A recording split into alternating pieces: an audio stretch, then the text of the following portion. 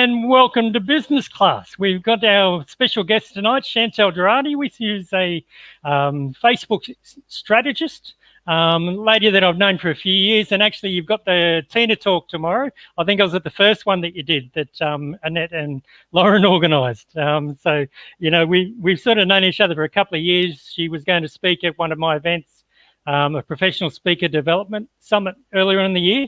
2 weeks before it, COVID hit and we went into lockdown. That got cancelled. So I'm kind of like repaying Chantal with another speaking gig for tonight. So I'd like to welcome Chantal into the room, and she's going to do a talk on Facebook strategies and all the stuff that works for the students and stuff that they can do for free, which is very interesting to me. So welcome to the room, Chantal.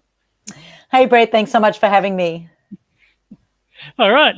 So, you know, we've had a little bit of a chat beforehand. You've got a lot of stuff going on at the moment, new house. You know, I won't say that you're hiding the PowerPoints behind your head. Nah. Sorry, did I say that out loud? Okay. So what I might do is I'm just going to hand over to you because you're the expert and you know what you're talking about, and I want to listen to it myself. If you've got some, if people are in the chat and they want to say hello to Chantal, they want to ask some questions, we'll be taking questions afterwards. So Chantal's going to talk, and then when she's done a speech and that sort of stuff, we'll get in and we'll take some questions and go on from there. So over to you. Thanks for here. Yeah, thanks so much. And excuse how fast I talk because I just go completely crazy. So I'm going to try get in here like 20 pieces of paper in 20 minutes. Let's see how well I do. So firstly, you know, why Facebook? Well, 93% of small businesses choose Facebook as their primary platform because it's fun, entertaining, engaging, which is kind of good news because that means that we can have a fun, entertaining, engaging Facebook profile as part of our strategy. But did you know there are 3.1 billion monthly active users? So I'm almost confident that some of your ideal clients are actually sitting on Facebook. Facebook can be an effective way for you to market and grow your business if you know what you're doing. But more importantly, if you get the strategy right, you can get fast and free results. Yes, you heard it here, fast and free results. So secondly, why me? Well, firstly, I'm not an avid marketer. I wasn't born that way. I didn't do it at school. In fact, I've been a health, wellness, and fitness professional for 20 years in 2 countries, South Africa and in Australia. And I taught myself Facebook and went from Centrelink to now buying this house. So, so the proof is in the pudding that a business owner can actually learn to do it themselves successfully. And I think that that's often another myth or an objection that I often hear is that you have to go and you've got to study or be a marketer in order to do it. Well, I wasn't. I don't like spending time on Facebook. I like to do things simply and strategically in order to get a result. And for me, a result is not just about visibility. It's not just about likes. It's not ego metrics for me. I don't care how many followers or friends I have. All I care about is the fact that it's actually going to generate me income. And this is why I changed my name from a Facebook coach 3 years ago to Facebook strategist, because I can show you how to use the platform. And some of you may even know how to use the platform, but you don't have a strategy, an actual action plan. And this is why we don't get results.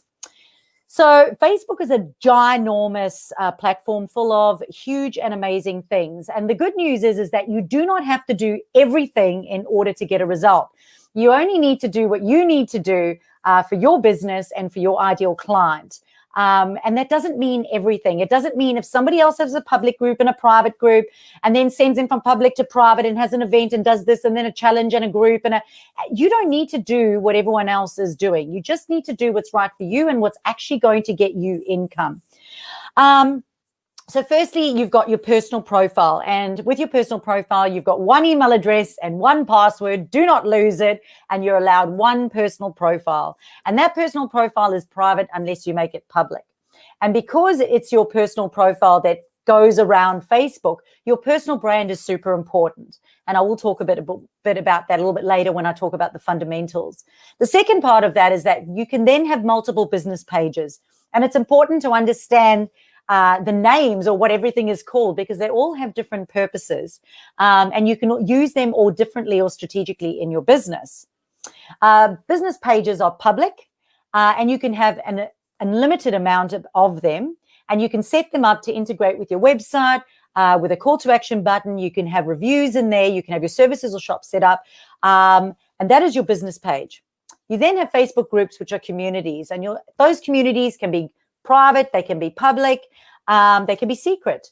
So again, it's not necessary for you to have these things or for you to spend time in these things unless it's making you money. And people come to me and they go, oh, I've got this group and this one, and I'm spending, 5 hours a day doing it. And I go, well, how are you making money?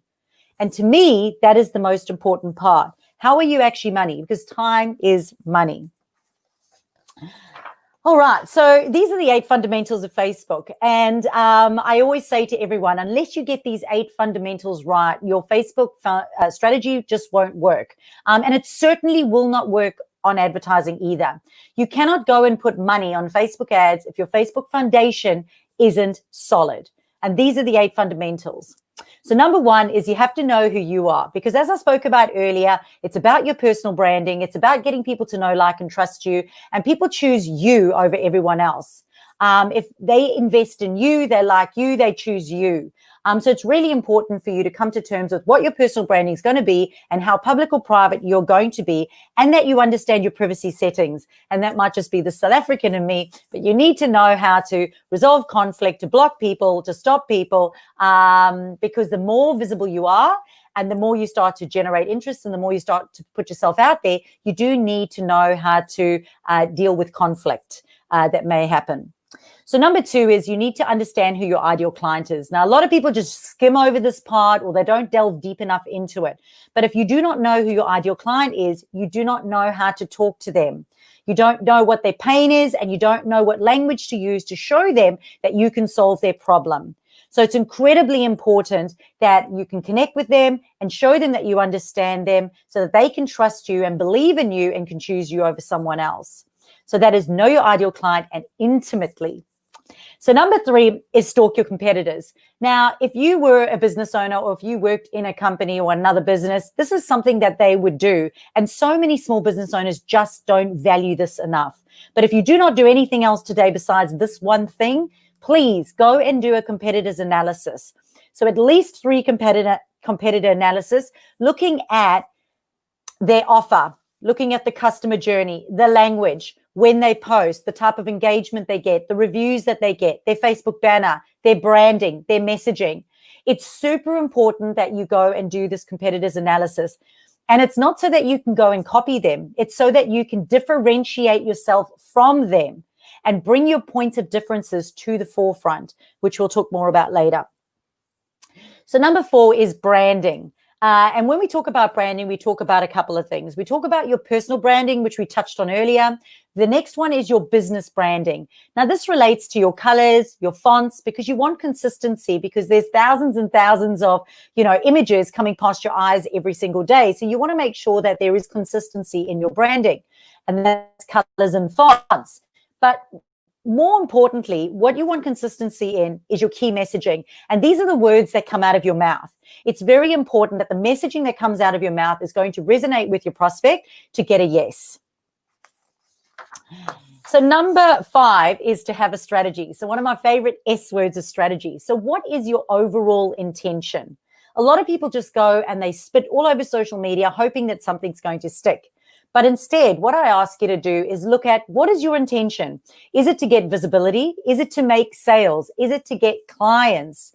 And then from there, work backwards and go, well, how am I going to do that? What is my offer? What is my pricing? Am I going to get them into discovery call? Do I want them to go to a webinar first? Do I need them to attend an event? Or am I going to use a Facebook group? But you need to consider what is the logical progression of the customer, not what's logical to you, but what's logical to the customer, because it needs to be customer and outcome focused. Now, number 6 are all the R's, and it's not rest and relaxation. It is review. So you constantly need to be reviewing what is working or not working by going into your insights and having a look and working out why things are happening the way that they are, and then changing or adapting.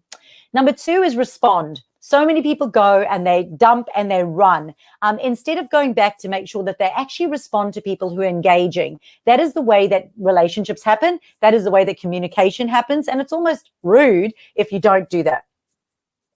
The next R is about relationships. You want to nurture those relationships. People don't often buy on the first time that they see or hear from you. So they need consistency and constant nurturing as well. So you want to create deep and meaningful relationships by continually engaging with those people and connecting with them.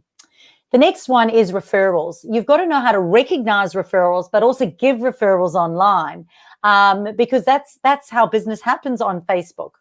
The next R is recommendations, and some of you may know it as leaving a Facebook review. However, Facebook now calls it recommendations. So you've got to be able to get recommendations on an ongoing basis because that gives social proof.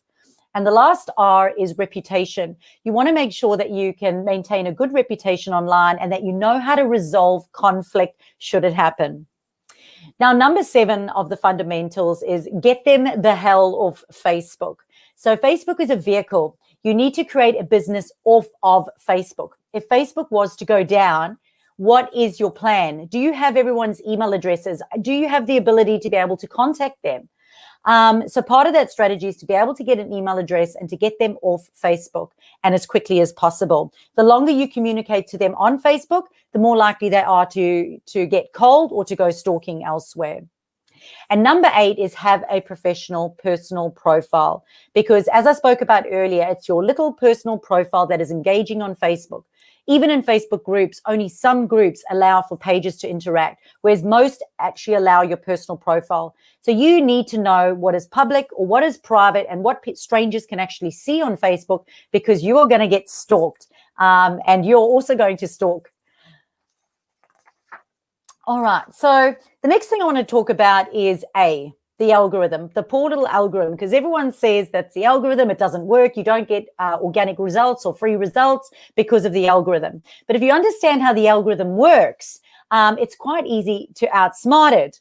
Basically, how the algorithm works is that the data that you input into Facebook is recognized by AI, artificial intelligence in Facebook, and Facebook will connect people who are showing interest in the same things. So if I'm showing interest in dogs and dog food and dog training lessons, and then someone else goes and puts out content about dogs and training sessions, there is a likelihood that then we will be connected with the algorithm. So this is why it's important for you to show interest in your ideal clients, to show interest in what your ideal clients are looking at, and creating content around what your ideal client is looking at. And that's why understanding who your ideal client is so super important. Now, the next thing I want to talk about is social versus salesy. And a lot of people will talk about how, I don't want to sound like I'm selling, but I can tell you that often 2 things happen. People are too social. They're so busy social and playing and doing games and little competitions and tricks that they never ever talk about their offer, their services, or their expertise. And people actually don't know what they do and will never engage their services. And then there's the opposite of that. Those people who are continually selling. So all they ever do is go, buy from me, buy from me, buy from me. But they're not going out there and nurturing those relationships online. So there needs to be a good mix between social and salesy. And the way to do that is to share your success stories, share your personal story, share statistics, show your services, which so many people forget to do, because although your services are set up on Facebook, you want to be letting people know who you help, what and the problem that you solve for them, and identify with their pain point and make it easy for them to buy from you. So you want to be customer focused and solution focused, and you also want to make sure that you share other people's content too. The last one in the S's over there is social proof, meaning that people don't just want to hear from you how wonderful you are, but they also want to see those success stories, but also see those recommendations or reviews that people are leaving, because it gives them social proof that what you do actually works. And it should be a vital part of your ongoing strategy. Now, when it comes to posting your content on Facebook, there's a structure that I like to follow, and it's just a 4-point structure that I'm going to share with you today. So number one, that headline is super important. In every post that you do, you want to make sure that that headline is going to stop the right person from scrolling. Those first 2 lines have got to catch the right person, have to connect with their pain point, and have to stop the person from scrolling. And it's super important. So number 2 is you then want to show that ideal person that you understand how they're feeling. So you want to connect with them and say, are you stressed and overwhelmed with using Facebook in your business? So you want to show them that you actually get them, because it's a way that you build trust with them. The third part of that is then solving their problem, or showing them how you can solve their problem. And a lot of people will say, you know, give them the how to do, but I always say give them the what to do, because they really need to be paying for the how to do. Now, the fourth part of that structuring of your post content is the call to action. And so many people forget to do this. Now, it doesn't have to be a hard sell, but you do need to evoke curiosity or engage the client to take some sort of action. So that could be, do you have any questions? Private message me. Here is a link. Check it out here. Opt in here, or read or subscribe here. But there needs to be a logical part that you take them to at the end of it, so that they do something. And again, it comes down to what the strategy, the overall initial strategy for that post is, because we don't just post for the sake of posting. We post to get a yes in the end. So how do we actually get success? Well, believe it or not, it all comes down to the actual desirable offer. So not everything will sell on Facebook. Your offer has to be desirable, meaning somebody desires it and they actually are prepared to pay for it.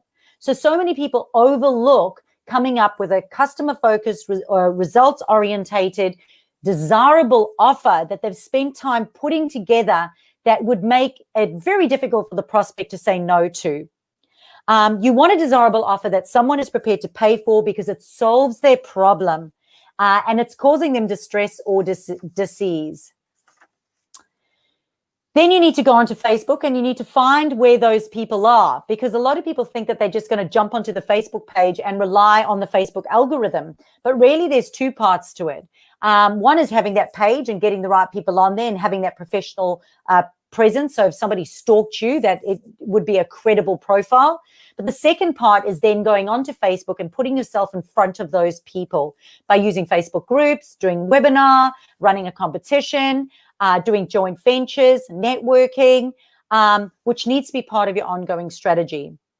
And then you've got to use Facebook's capabilities and the right key messaging to effectively communicate what that desirable offer is going to do for that person, so that you get a yes from them. And a yes right now might be a like, it might be some engagement, or it might actually be a call to action of them going and checking out your website or even booking that call. Now, if you want absolute accelerated success on Facebook, firstly, go and stalk yourself and go and have a look. And if you stalked yourself on your personal profile and business page, how do you look to a stranger? If you didn't know you, what does it look like you do? What does it look like you stand for? What does it look like you're selling? Do you look trustworthy? So go and stalk yourself. We spoke about going and stalking those competitors.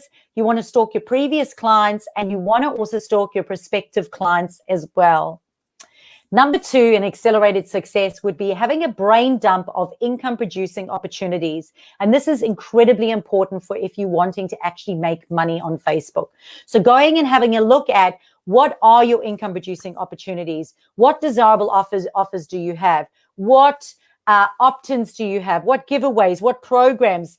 What events do you have that you could monetize, and work it out and price it and look at your avatar and look at how you're going to effectively communicate that online.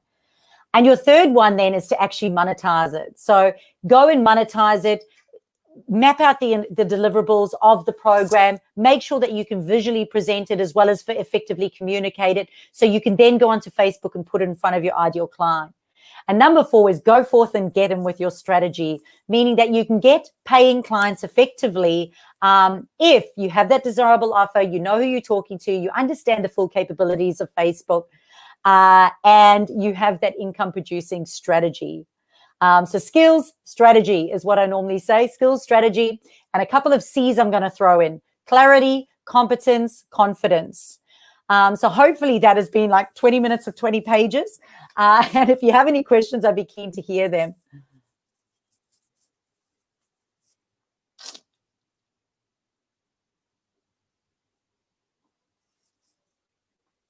Oh, can you unmute yourself, Brett? I can't hear you. Well, that's normally a good thing. My flatmate wishes I had a mute button, but it doesn't work. You know, she's got one mark brightness on the TV, but that doesn't work either. So going into, like you mentioned some things in there in regards to professional profiles, and this is something that we've been having a discussion with. Now, a professional is basically, if you get paid to do a job, then you're a professional. And we've got Shalini Nandan in next week. Now, people say that she's not, and she's unprofessional, she's made to feel unprofessional. But this is a Stevie Award-winning international business owner that was competing against other people and this sort of stuff. Now, I know with your history that we've had discussions before where you've done a lot of this and trial and error and gone through it and actually been doing it yourself and building up. You haven't just sort of gone out there, you see so many Facebook courses and everything else, and you still get people say, oh, no, that doesn't work. So how does it get, how do you deal with those sort of people that go, oh, look, advertising or Facebook, it just doesn't work? You know. Yeah, well, look, one of my goals for this, one of my goals has always been last year was to make 6 figures, not wear high heels or makeup. Okay. And that's my personal branding. So if you go onto my Facebook profile, I've got a Bitmoji. So I'm always sort of in gym wear and training gear, and I've decided that that's my personal branding. So it's not a surprise when someone engages my services and I wear thongs to a meeting. I mean, obviously I scrub up, and depending on what meeting it would be, you know, what it is that I wear. But if you handle those objections in your marketing and you've already got that feeling online, it's not a surprise when it happens. And somebody will automatically fall in love with or connect with or know, like, and trust your authenticity.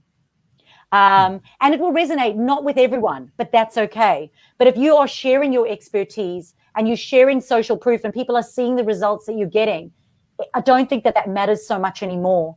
And I think that if you handle those objections in your marketing, so I always say I'm very personable, I'm very accountable, I do a lot of hand holding, I'm very down to earth, I'm very practical. People have that feeling from my content. And this is one of the reasons why I say the business owner is the best person to do their content, because it feels like them. So it's not a big surprise when someone engages your services. Yeah. Yep. And it's going, I guess that's a big thing with Facebook Lives. Now, you and I are probably quite comfortable on camera, but a lot of people are now with Zoom calls and things like that, they're getting used to seeing it. My light's not real good and everything else, and you see sometimes with images it's flickering. Now that there's live on LinkedIn, there's live on YouTube, if you've got 1,000 subscribers, or you'd use StreamYard like this. Do you think that a lot of the stuff that from Facebook in the last few years is now ultimately transferable over to other social media platforms? Oh, 100%. Look, you need to have a social media strategy. But I always say, put your energy where your audience is. I don't believe in wasting time, because I love to go and walk my dog and be outside and doing things. So whatever you do, you know, rather repurpose your content, focus on an income producing strategy. And my choice of platform is obviously Facebook. Have your income producing strategy there. I only have branding consistency across my other platforms so that I have a professional presence there and it is consistent. But my income producing strategy is on Facebook, and until that runs dry, that's where it'll stay, because it's working, and I'm not spreading myself too widely or too thin. When it comes to Facebook Lives, I'm actually not, I don't do heaps of, I do lots of live training, a lot of presenting. I don't actually do too many Facebook Lives. And I think sometimes when people come to me, a lot of people aren't ready for that yet. And I say to them, it can actually break your brand. So if you're not ready for Facebook Lives, don't do them. Get comfortable in creating good, authentic content. Get good in having in having a professional profile and get confident in your strategy. And that time will come. I've got 2 clients at the moment. They've been a year on Facebook, and only now are they starting to do Facebook Lives. And that's okay. But the good news is that they're not doing fluffy Facebook Lives. They're doing good, solid, strategic, thoughtful, well-presented Facebook Lives. And when I say well-presented, I'm not talking about perfect light. I mean, I've got like plug points here that I'm trying to hide. I'm not talking about perfect lights and perfect whatever. I think that whole thing of perfection often holds people back. And we just need to get outside of our own selves and just focus on who are we helping? Because it's not about us, and it's not about how I look, and it's not about what I'm doing. It's just, how can I help someone else? And that does take a little bit of confidence. And you don't need to throw yourself into lives just for the sake of doing it if it's not comfortable. Yeah, well, I did exercise with some people that I know, and they were recording 10-minute Facebook Lives, advice, and all this sort of thing. Shalini, that we're doing the talk with next week, she would jump on every week and do a lot, and it was valuable. But when she asked me to break it down into a course, 7 videos actually turned into 35 1.5 to 2 minute videos that we could actually use for a training course. And I think that's where, when I did my talk last week, it was basically, it was meant to be 20 minutes. I went for a half an hour. No surprise to you, probably. But when I went back through, I used the PowerPoint and cut it up into 1.5 3-minute segments.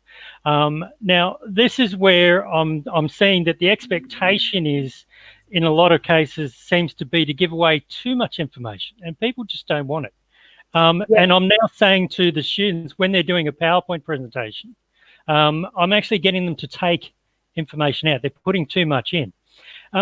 With Facebook and, doing videos and content and that sort of thing, you say do it in your strategy. How do you know when you're doing enough, and how do you know when you're doing too much? I think is the next thing as well. Look, I'm just a big fan of posting once a day, and it shouldn't take you more than 20 minutes per day to do it. And obviously you've got to test the time that you post. But basically the things that I always say is that your content needs to get a yes. So you have to share your personal story. So like you said, it's not about going there and giving everything away for free. And that actually drives me nuts when I hear that, because that doesn't feed the kids. So it's not about that. It's about evoking curiosity and building relationships. And if you can evoke curiosity and you can build relationships with people, they will then take the next step to engage you because they have that trust. So your content is about that know, like, and trust, and about that evoking curiosity. So in order to do that, you have to share your personal story, because people connect with you because of your personal story. So when people know that I went from Centrelink to 6 figures and was able to buy a house only 12 years in a country, as a single mum of 3, they go, well, shit, if you could do it, that's giving me the confidence to do it. They don't care what my content is or what I can do. All they know is that they want what I've got. And that's why it's important to share your personal story, your why, your passion, your backstory, which is super important. The next thing is to share your point of difference. So if you're going out and you're sharing what everybody else is sharing, it's fluffy and it's general, and it's never going to get a yes. So I always say to people, only focus on your point of difference. Focus on how you are different. Focus on what you believe is different to everyone else. So you will hear me all the time saying, I believe you, the business owner, is the best person to do your social media. And because you know your business best. So, that's the type of content that I'm sharing, because I'm trying to get I'm trying to get prospects or people online to believe what I believe, to believe in me and believe what I believe in. And I'm not going to do that by telling them exactly everything that I do in a strategy, because I couldn't, because everybody's strategy is different. So you would have to work one-on-one with me in order to be able to do it.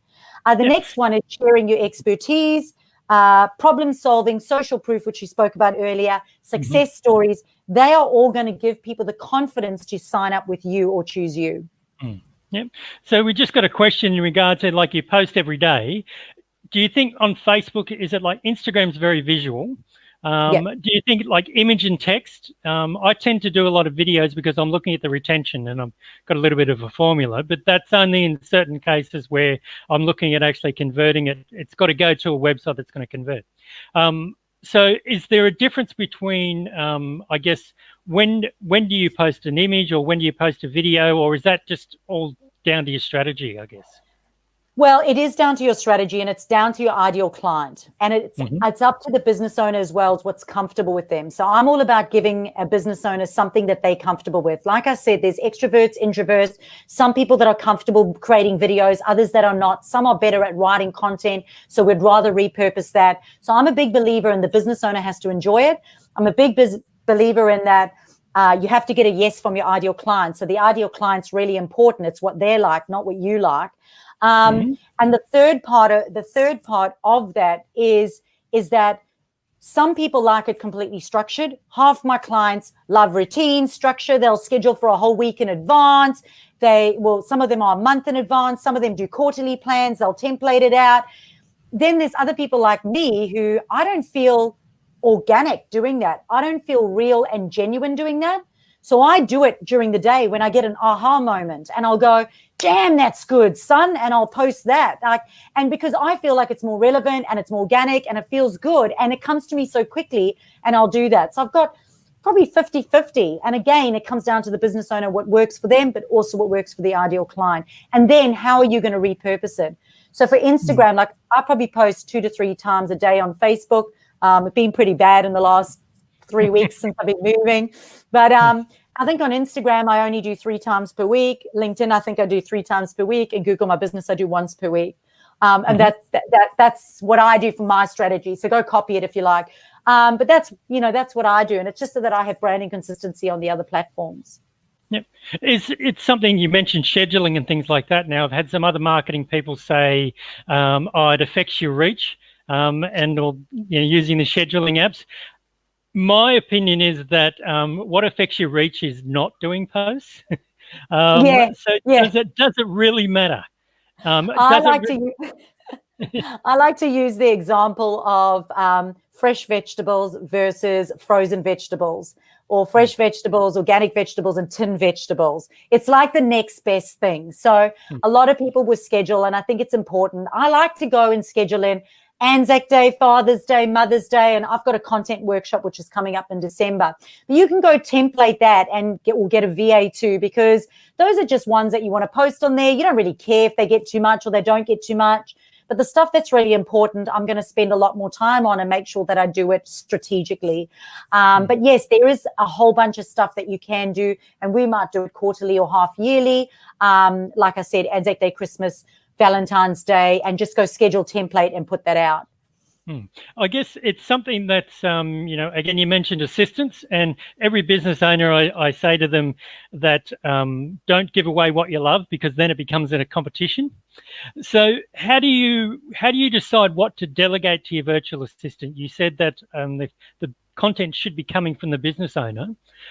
So how do you divide up what you do and what your assistants do? Because I'm thinking that you may not have heavy expectations, but they're probably going to expect that you do. But you're so full of energy, you must be hard to keep up with. I have an absolutely amazing team, absolutely amazing. But I'm a control freak. I like to control every aspect of my business. I hate technology. I hate IT. I hate like the computer and organizing things and doing all of that. So I've got VAs who sit there and do it and talk me through it, and I learn. So I believe the business owner must know every system that they're using in their business. They need to go and learn it. If you're paying for a system in your business, you need to know how it works and understand how it works. And you don't need to ongoingly manage it, but at least if you have an understanding of it and you have a strategy, then you can oversee someone else. So I do not believe that you should be handing over anything to anyone unless you know how to use it and you have a strategy for it in your business, because people think they're going to hand their content over to the VA. The VA doesn't have a strategy. They don't know what your income producing strategy is or who your ideal client is or how to talk to them. But a lot of people think that the VA does, and I'll just hand that over to them and they'll know how to do it and they'll take care of it. And it's not the case. So for me, I like to have control over my lead generation. I like to have control over my clients and my client generation.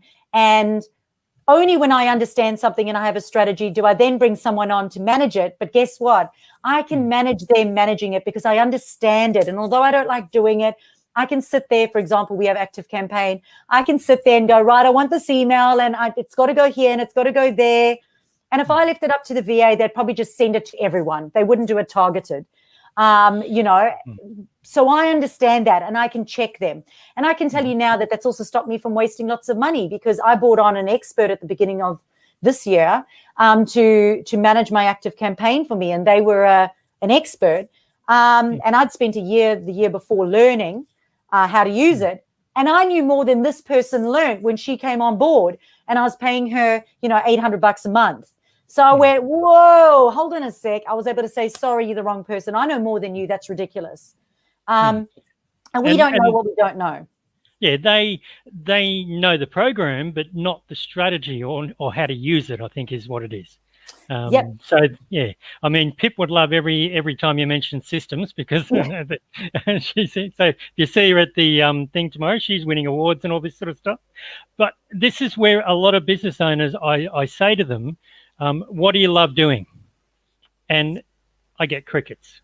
And this is something that we've had a conversation before about, is that what do you do with business owners when you say, what do you want to do? And they go, oh, what do you think? How do you react with them? Because I'm probably not as polite. You're going to love my answer. So in South Africa, we have a whip, and it's called a shambak. And when someone says to me, oh, I don't know what to do, and I've got to get my avatar right, and I've got to get my offer right first, then I'm going to come to you. And I go, no, the whole purpose of working with a coach is that I'm going to take you through a process that's going to help you work out what your personal branding is, how you want to be seen online, how you're going to effectively communicate. And I'm going to whip it out of you. And that's what I say to them. So that's the old Devo song, but I'm showing my age there, I think. Yeah. Moving on from that, I guess it comes down to that a lot of business owners are told this is what you should do, or this is what you need to do. Now, I say that if you're told you need to do something, that's your worst option, because they're saying that you don't have any other options, and you always have options. So, yes, there's a lot of organic things and things like that. But we've got a question regarding paid ads. Now, yes. I do paid ads, and I do a little bit of a formula, and I don't mind giving it away, but I would like to hear your take on it, because discussions we've had is that you don't need to do them like the $100 a day ads. And even the big marketing agencies, the Facebook meetup group, they were saying, look, $147 a month is what we spend average on Facebook ads. So how do you, if you do paid ads, what sort of outcomes are you looking for from those paid ads, or what sort of audience are you posting to? For me, it's always a case of, at the end of the day, if you don't get your foundation right, if you don't know who your ideal client is, if you don't have an offer, if you don't know where they hang out, if you don't know how to communicate to them, it doesn't matter how much money you throw behind it, it's simply not going to work. And most of the time, people cannot catch those leads. The biggest problem with Facebook ads is not just the ads or the targeting, or like if your Facebook is set up right and you've been doing it organically and it's organically been sound and the foundation's all right and you've got your audience and you've got all of that, the next thing that always goes wrong is the fact that they're not catching them correctly, meaning it's not a logical step. Something as simple as asking someone for their home address or their mobile number in a lead form can stop somebody from signing up or from giving you those details. So it's all about that customer journey. And as I said, if you don't get it right organically, it's simply not going to work with ads. But my take on it is that you have to have a return on investment is in time and money. So time and money, and that's what it comes down to. So at the end of the day, if you're spending hours and hours and hours and you're putting all this money in and you're not getting like at least a return on your investment, never mind, 100% profit, it's not working. Change it. But the amount of people that continually throw money at it thinking that it's a magic pill, they're looking for a magic pill and they just keep throwing money at it. It's not going to change anything. Something else needs to change. And the reason I don't like ads is I believe it's an IT thing. I believe they're two brains. I believe that a Facebook ads person, the back end is the analytical IT sort of back end. And I believe that the front end, the strategy, is a more creative kind of brain. And I believe that the best Facebook ads happen when you've got a creative and a strategist working at the front, and then someone who's really good with the back end and the automation and the systems and that type of thing, because they're really two brains. Yeah, and that's something that little intro video that I did with you, that's based on what I found is Facebook's throughplay measure. I'm looking at retention, and this is where when I was doing face-to-face events and that sort of thing and meetups, I was finding that I was saying to clients they wanted a 30-second, 45-second video. And I'm going, but people don't see your call to action. We were getting 2% of people watching it to the end, to the call to action. When I reduced that to 15 seconds, and I actually got a suggestion from Facebook. This is what people don't realize. If you do a lot of ads and stuff on Facebook, the AI picks up on it and they send you through some suggestions. And it sent me through this formula, which was 15 seconds, 5 second, 3 changes, that sort of thing, 25% of the text. And now I just made those up on the mobile phone. All of a sudden, I was getting 80% of the people watching a 15-second video to the call to action, which was click on register for this event and this sort of thing. And I did it with my event to promote that, to get signups, 80%. That's something that I know through looking at the metrics, but I know that if you don't talk into a marketing agent that they were giving away a free ebook, but when I went through it with them, there was 8 steps before you actually got the ebook. And they said to me, if they don't want to be on my marketing list, I don't care. I want to give them the book. And they changed it so that they put in their email address, not even their name, their email address. So, do you want this book? And then all of a sudden, basically overnight, 100 people signed up to this list because they wanted the book and it was just in one step. So they were getting a lot of drop-offs and things like that. All of this but then the completion in that whole strategy then is the follow through. And a lot of people don't follow through in their strategy, they stop. And the follow through in that is, well, you've got people to download your ebook, but now you've got to nurture them and sell them into something else. What's the point? So you do need to look at the metrics, and this is what I was talking with Nat from Studio Yellow. She's got a program which got one page you click, then you go to another page which is all the information, then you've got the other buy page. And I was saying Google Analytics, we're going to look at that and we're going to see whether or not people go click, click, stop. Because there's an old IT thing that you should be able to find any information you want within 3 clicks, and that's setting up databases, and that's the same thing with websites now as well. All of this is, you do need to look at the analytics, I guess. So you do a lot of Facebook marketing with clients and that sort of thing, but for you personally in your business, how often do you look at the analytics or do you analyze it and see whether or not the measures are actually working? Great question. Well, one of those R's and those fundamentals was review what you're doing. So on a Friday, we review absolutely everything. So my VAs, they all review their own work. We all review what we've done in the week and if it worked or didn't work, so that we can look at moving forward, we could look at what changes we're going to make in our strategy. That includes email marketing, it's social media marketing, even our coaching clients. So every single thing that we've done in the week, we actually review every Friday. Okay. Yeah, so that's something that, some people overanalyze. So you're reviewing every week. How long would you sort of set a plan? I hear people talk about 90-day resets. Glenn Richards, Green Cross Chemist, was doing that sort of thing. I say 6 to 8 weeks. And after 3 weeks, you look at not changing it, but you go through and you make a decision what you're going to do in the next 6 to 8 weeks.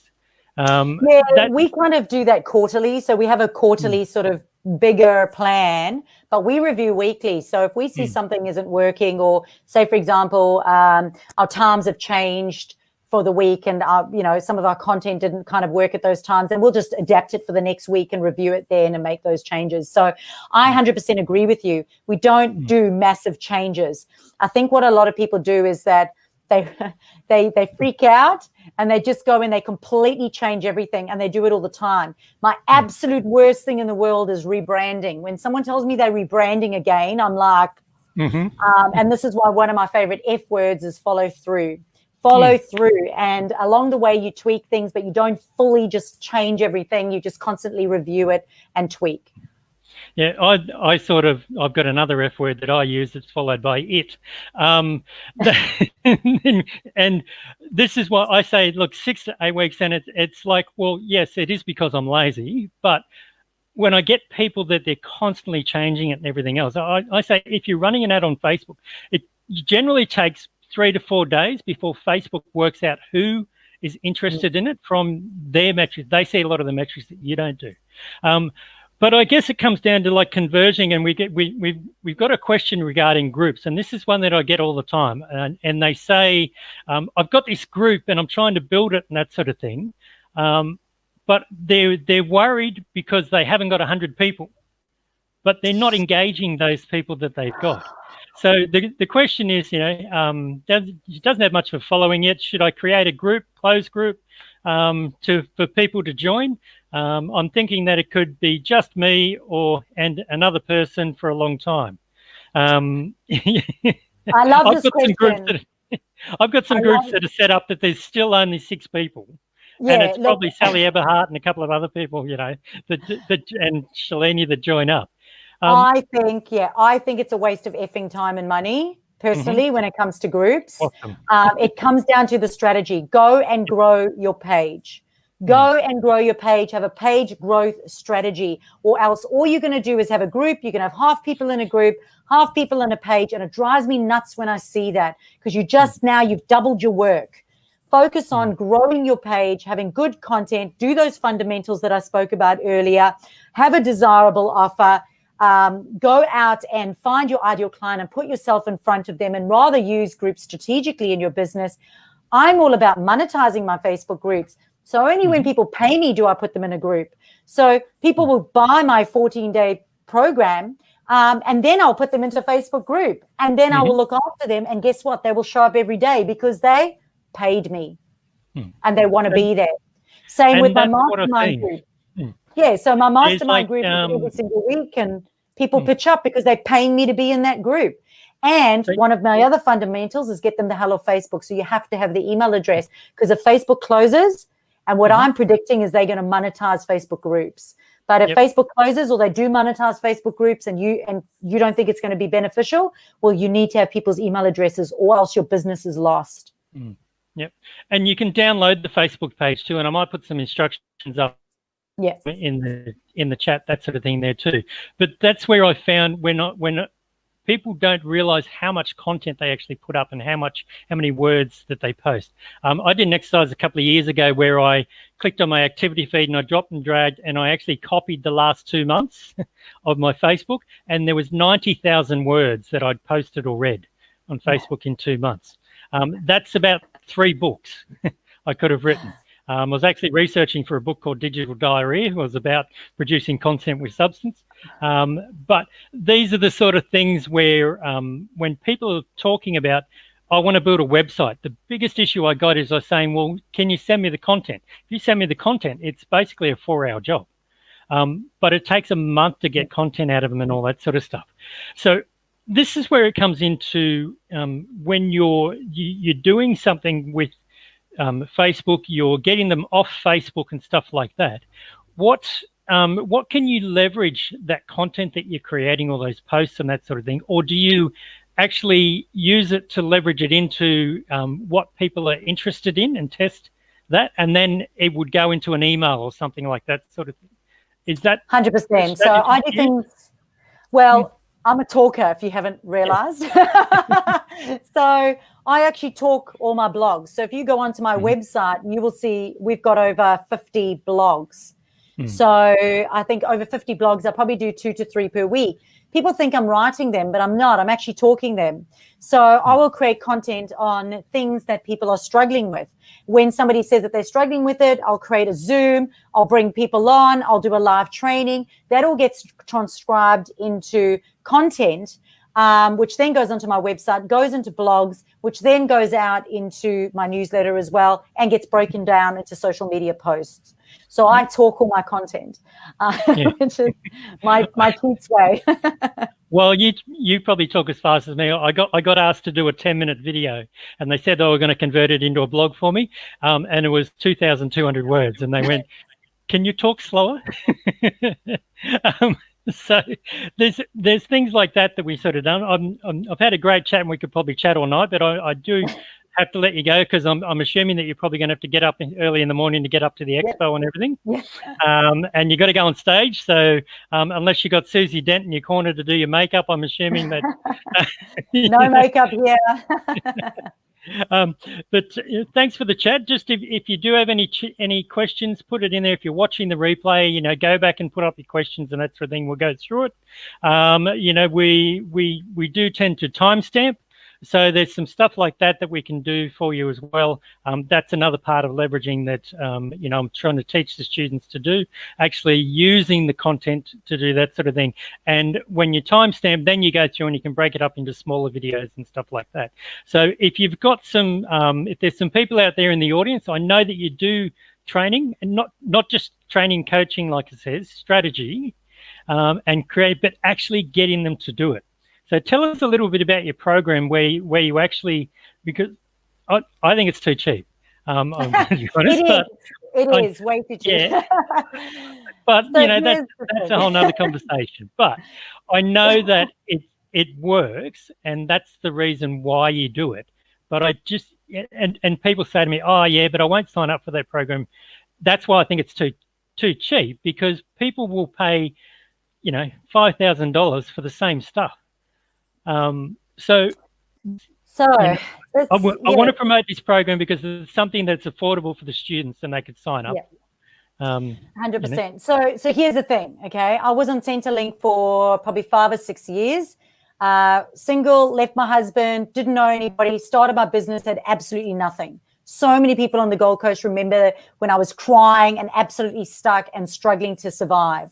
And Centrelink, which we don't have in South Africa, completely saved me. So here's the thing. Centrelink is ending, right? And this is why I created this program, because my 8-week Facebook Mastery program is $2,235. But I'm putting people together in a group in February. It starts at the beginning of February because no one's going to do anything over December and Jan. And I'm going to take them through my 8-week program in a group of 20 people. So only 20 people can sign up for it. And not only that, but because some people may want to start right now, and I appreciate that, and I know that I was desperate when I was desperate, and I would have done anything to have started right then and there. So not only that, but we are going to say that if you sign up now, you will have access to my Monday weekly mastermind group from now up until the course, and then 8 weeks of the course as well. Plus, you will get lifetime access to the entire online module. So it is an absolutely ridiculous offer, but I'm completely passionate about small business owners that are struggling or on Centrelink. So I want to make sure that I give back to somebody, to those people who are going to value it. If they're desperate and they value it and they're going to put in the work, those are the people that I want. I want to help those people because I was that person. So we have that 8-week program starting in February. However, if you sign up today or tomorrow, it's only $67 a week over 8 weeks. And that price does go up at the end of the month, but you get unlimited access from now till then, plus lifetime access to the online modules. So you can, in effect, start right now and then have the 8 weeks with me in a small group for 8 weeks, taking you through that whole process I spoke about today. Yep. Yeah. And that's something that I think that, I spend a lot of time, when I'm doing promotions and all that sort of thing, I can't be bothered. And I don't have someone there to kick me in the bum or get out the whip, I guess, as you say. But this is when I was doing it for the Speaker Summit, I was surprised at how well it actually did work. And I know that it works. But it was just because I had Sally writing my copy. I was working in the team. All the speakers, including yourself, were sharing stuff around and all this. And it was like all of a sudden it pop up and you go, oh, wow. And it was only because it was a team effort. I think that it actually did work so well. So that's where, with the students, we do a lot of team building and that sort of stuff. So after the call, can you send me through the link to that, and I'll send it out to the students, because I think it's something that they can take advantage of. They don't get Centrelink if they lose their job, so they need to keep working. So we've been focusing a lot on doing some stuff, and you were actually one of the people that put your hand up and said, yeah, if you've got a student that wants to come through the intern program, apologise if we didn't find you one, but that was because we found that the students actually had skills that were worth people paying for, people were willing to pay for. But it's just now it's getting into taking it up to the next level. And I think that that's sort of with people like yourself that are high energy, they need something like that to sort of keep them going. And that's why I enjoy talking to you so much. And I don't mind getting all the emails and all this sort of thing too. You know, that's where, you know, those sort of things I see as value, because I know that you put so much work into it. I appreciate it and go, wow, that's pretty cool, actually, that point of view. Okay, so if you can send me that through afterwards. Thanks for your time tonight. I'll let you go. Absolute pleasure. I've got to go back into the room, and now we've got to continue off class. Thanks for coming into business class, and we'll see everyone next week. Round of applause for Chantal. And next week we've got Shalini Nandan. So if you want to talk about legals and everything else, she hasn't been doing a lot of the talks that she's normally done because she's actually been so busy. So she's coming in next week to talk to us, and we're looking forward to that too. Thanks for your time, and we'll chat. And if you've got anything you want us to do, put it in the chat and I'll go through it tomorrow when I'm timestamping the video. Okay, thank you.